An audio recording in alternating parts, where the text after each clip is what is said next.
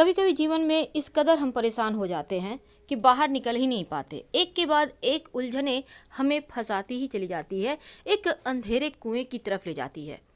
तो आज हम आपको शत्रुओं से मुक्ति पाने के एक छोटा सा प्रयोग बताएंगे। ये प्रयोग आप किसी के लिए भी कर सकते हैं और ये प्रयोग करने के बाद आपके दुश्मन शांत हो जाएंगे। वैसे तो शत्रु मुक्ति के बहुत सारे प्रयोग हैं, लेकिन अगर आप ये प्रयोग कर लें तो आपको दोबारा से कोई प्रयोग करने की आवश्यकता ही नहीं पड़ेगी। क्या करेंगे?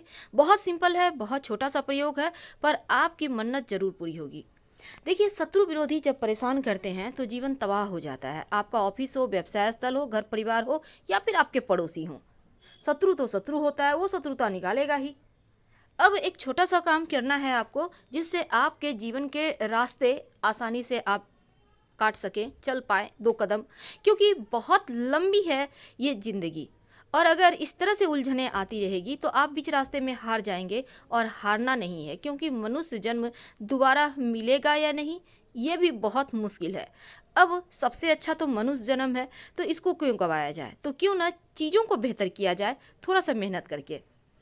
तो चलिए एक सिंपल सा प्रयोग हम आपको बताएंगे। आपको चाहिए होगा एक सफ़ेद कागज़। सफ़ेद कागज़ आपके सबके पास होगा। सफ़ेद कागज़ कौन वाला लेंगे? मैथ जिसमें बनाते हैं वही कागज़ लेना है, याद रखिएगा। अब इस कागज़ पर काजल या फिर काले पेन की सहायता से अपने दुश्मन का नाम लिखें। याद रखिए, काजल या फिर काले पेन की सहायता से लिखना है शत्रु का नाम। अब कितने शत्रु का नाम लिखेंगे? कितना भी हो शत्रु, आप नाम लिख लीजिए। अब इस पर 2 लौंग रख दीजिए। अब मन में भाव रखिए कि आपके शत्रु शांत हो रहे हैं, आपके शत्रु अब आपको परेशान नहीं करेंगे, ये दिल से भावना रखिए। और फिर इस कागज़ को जला दें। घर में ही कहीं पे साइड में आप कर लीजिए, बस बातचीत कम कीजिएगा, इस समय नहीं कीजिएगा क्योंकि टोटका है। अब इस जो जला लिया आपने, जब वो ठंडा हो जाए तो राख हो गया। राख को आप एक जगह इकट्ठा कर लें। अब एक नींबू लें, नींबू को कट करें, आधा कर लें।